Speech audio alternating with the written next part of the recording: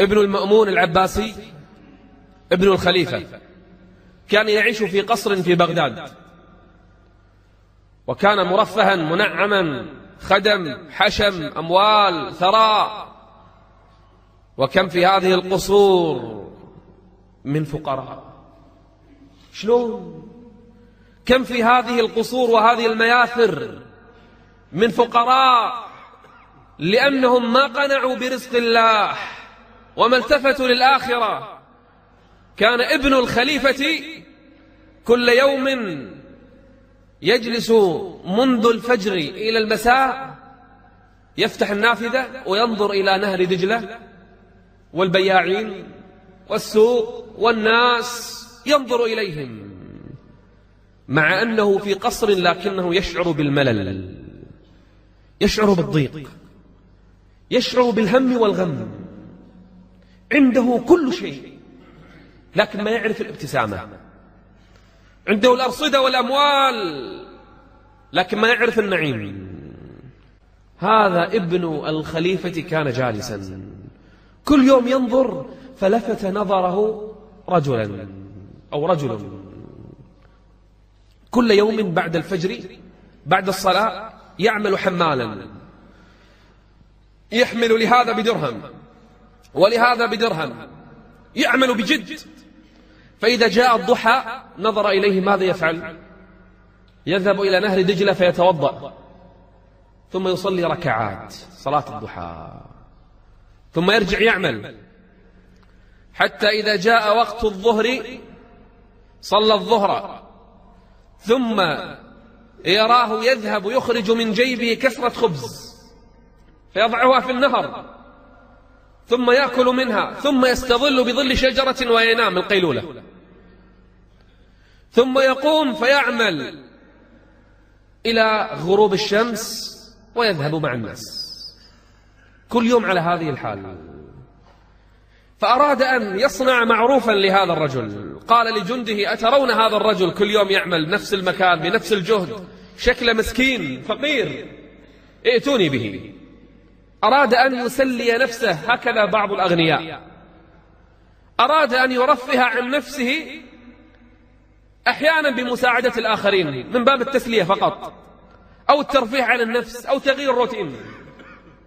ليس كلهم يفعلها لأجل شيء كما تفعلها أنت، بعضهم لله وبعضهم من باب فقط من باب السمعة، وبعضهم من باب التغيير، وبعضهم من باب المساعدة. فلما ناداه قال له: يا رجل، أراك تفعل كذا وكذا، ما رأيك، أو لما تصنع كل هذا، لما كل هذا التعب؟ قال: أنا أعول أما وأختا في البيت، أم عجوز وأخت مريضة، أعولهما وهما يصومان كل يوم،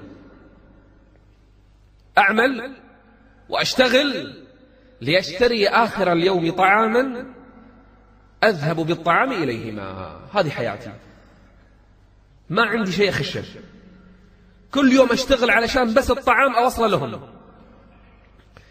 فقال له: ما رأيك لو جئت بك وبأمك وبأختك تعيشون معي في القصر، ولكم راتب ومعاش وأموال، يعني فجأة الدنيا تنفتح لك، كل الدنيا من قاع الفقر إلى قمة الغنى. قال: ولما؟ قال: هكذا أفرج عنك. قال: ومن قال لك إنني في ضيق؟ من قال لك إن أنا متضايق أصلا؟ من قال لك أني في ضيق؟ قال: حالك. قال: لا والله، أنا راضي بحالي، وأنا سعيد بما أفعل، وأنا قنوع بهذه الحياة، أنا مقتنع. قال: لا تريد الأموال والذهب والفضة والقصر والخدم والحشم؟ قال: دعها لك يا ابن أمير المؤمنين، اترك الأموال لك، حنا عايشين.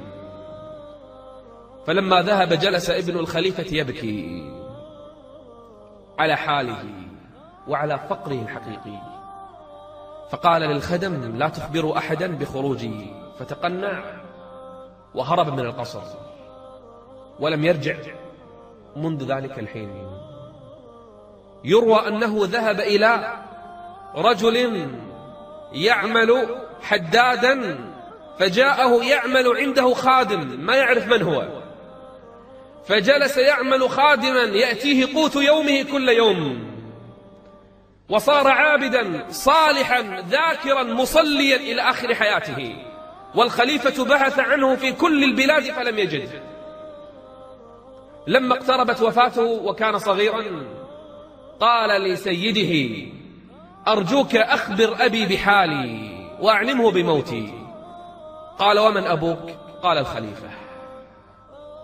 وأخبره أني عشت أسعد إنسان على هذه الأرض، وجدت الحياة الطيبة التي كنت أفتقدها.